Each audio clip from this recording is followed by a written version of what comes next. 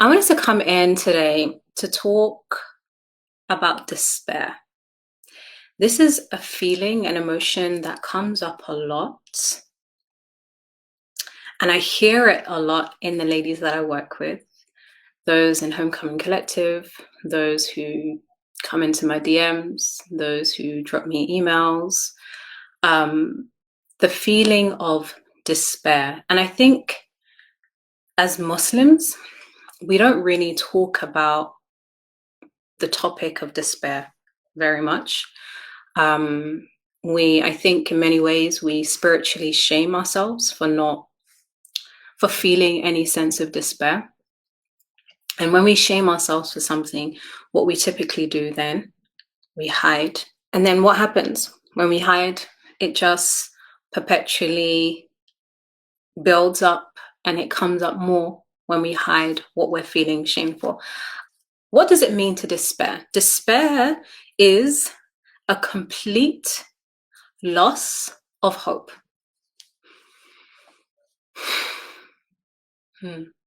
Where you feel like nothing can get better. Loss of hope to the point that you have zero expectation of things changing, of things being different. And it's not the same as just deciding, okay, this is the way it is.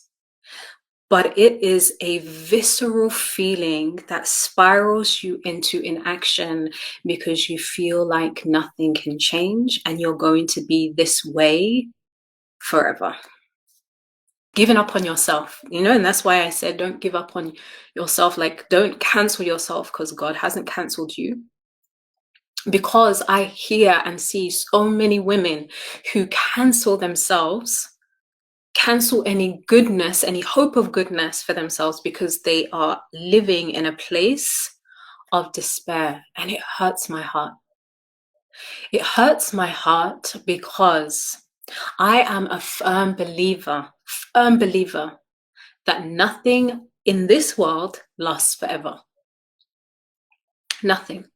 So that means, the good times won't last forever.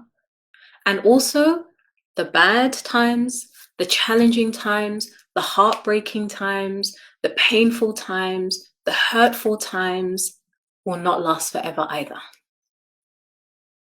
Our lives are like a book, metaphorically and literally.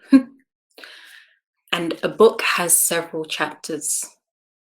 Whatever chapter you are in right now is that. It's a chapter. It's a chapter. But yet, some of us, we go through stuff and we decide, this is my story. This is my life. That's it. This place I'm in is my entire book. And then we spiral into despair, losing hope for change. And the most painful part is losing hope in Allah, losing hope in God. When you lose hope in God, I feel like that's when you've lost everything. I feel like if you, let's not make it a when, but if you lose hope in God, in Allah, that's when you lose everything, because He is everything. And if you lose hope in the one who is everything, then you're left with nothing. And in the Quran, our Creator talks about those who lose hope, those who despair in His mercy. And just to think, right? Just to think, when He was creating us, He knew that there would be us, those of us who fall into despair. He knew when He made us that there will be from my creation those who despair. So let me give them a message of hope. He knew us before we knew ourselves. He knows us more than we know ourselves. And so he says that we shouldn't lose hope in his mercy. And then you have verses like verse 56 from chapter 15, where we are told, and who despairs of the mercy of his Lord, except for those astray.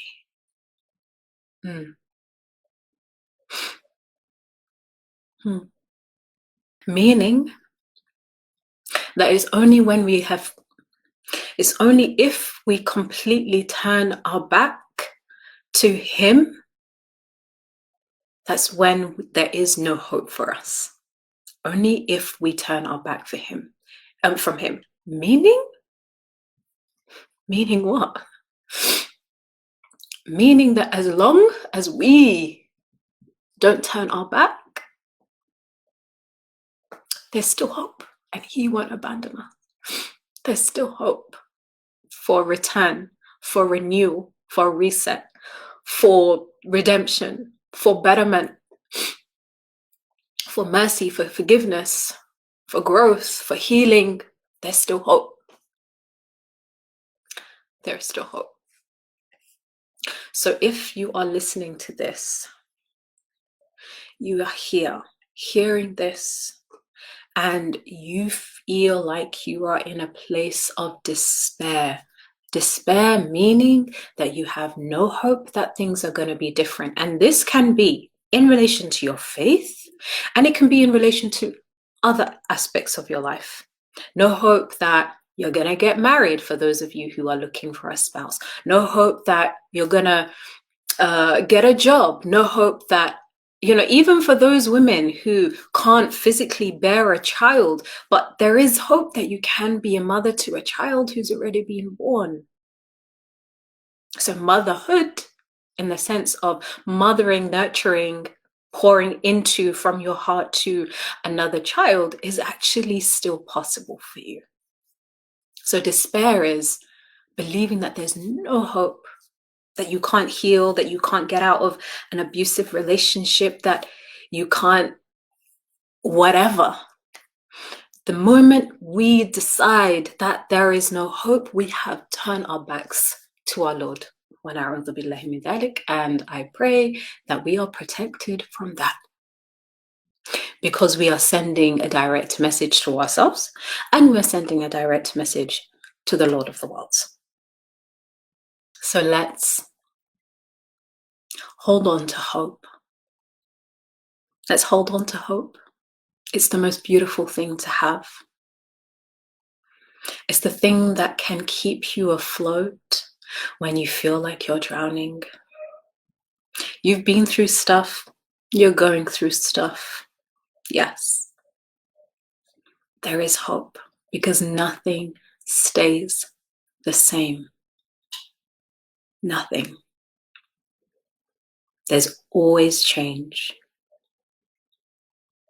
There's always change. So breathe in hope. Breathe in possibility. Expand your chest that has been constricted. Expand it with hope. And I have found that even if I don't know, most of the time, I don't know what the other side might look like, or how I'm going to get to the other side, whatever the other side is, and or that I've decided the other side is, even if I don't know how, the route, or when, keeping my chest and my heart open with hope does two things. One, it allows me to live with a lightness and to continue doing my best, to continue talking, begging, crying to my Creator, right? It does that. And it also allows me to notice the little signs and the little flickers of change, because sometimes the opportunities for change are right in front of us. But when you're in despair, you don't see it, because you've closed the door to hope, right? But if you remain open here despite not knowing how, when, who, what, all the things. But if you remain there, you will see them, you will notice them, you remain open to them. So even if it doesn't seem or feel like you can do anything, or even if it feels like you've done everything that you could, even though that will never be the case, there are always more options. There are an infinite number of options, but that's another topic for another day, okay? If you just keep yourself alive, keep hope alive within you, it'll be a beautiful thing and continue to be a beautiful thing. The change that we seek lies within us. So even if circumstances outside of you seem the same, right? They don't seem like they've changed very much, but within you, there have been shifts. Within you, there have been changes. Within you, there have been openings. Your experience of your situation, your experience of life will be different because the change that you seek starts inside. I hope this helps. I hope it reaches those who need it. If you are here and amongst those who needed it, I'm just a messenger sent to deliver the message to you. And if you want others to benefit, share with them and allow them to also bask in hope, to reignite hope, to pull themselves from the place of despair so that they can feel the changes that they want, so that they can have the changes that they want and they can take different action for themselves. Because often when we've decided that nothing can change, what do? We stand still. We stand still and then we decide that nothing can change. But wait, hold up. Is it because I'm standing still? Or is it because of something else? That was what was on heart for me to share with you today.